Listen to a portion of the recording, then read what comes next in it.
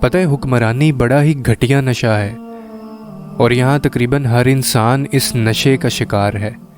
اور نشہ تو پھر نشہ ہوتا ہے کہ جسے پورا کرنے کے لیے انسان کسی بھی حد تک جا سکتا ہے، اور اس سے زیادہ خطرناک بات یہ ہے کہ وہ بھی انسان ہے۔ سب کچھ سہن کرنے کے باوجود ہمیں ان سے محبت کرنی ہے، کیونکہ وہ بھی اللہ کی مخلوق میں شمار ہوتے ہیں۔ ہمیں سب کچھ خاموشی سے سہنا ہے۔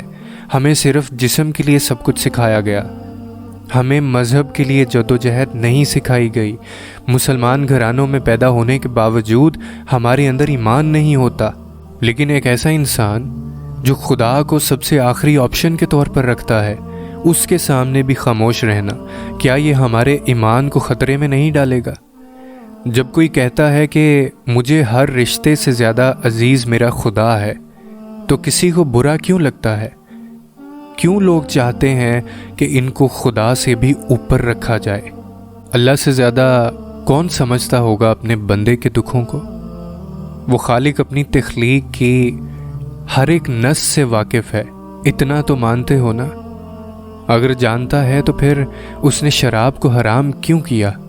وہ جانتا ہے کہ میرا بندہ کن اذیتوں سے گزرے گا، پھر بھی اس نے نہیں کہا کہ تھوڑی سی پی لینا غم بھلانے کے لیے۔ کیوں نہیں کہا اس نے؟ کیوں نہیں کہا اس نے کہ جب تک نکاح نہیں ہوتا تب تک کسی بھی عورت سے عارضی تعلقات بنا لینا؟ زنا کو حرام کیوں کہہ دیا گیا ہے؟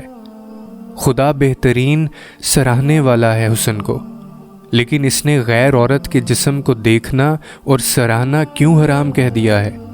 کیوں اس نے کہا کہ آنکھوں میں آگ بھری جائے گی؟ کیا وہ نہیں جانتا بندے کا دل بہلانے کو بھی کچھ ہونا چاہیے؟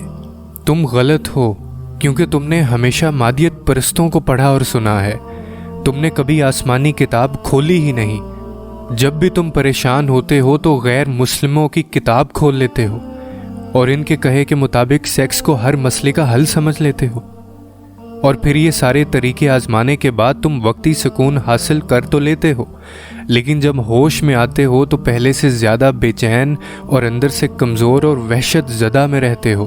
تم نے کبھی پریشانی کے عالم میں قرآن کھولا ہے جو تمہیں بتائے کہ تمہارے دکھوں کا ایک بہترین حل موجود ہے، جو تمہیں بتائے کہ تم بے چین اور پریشان کیوں رہتے ہو، جو تمہیں بتائے کہ تم اکیلے نہیں ہو، جو تمہیں بتائے کہ تمہیں اندر سے سمجھنے والی صرف ایک ذات اللہ ہی کی ہے؟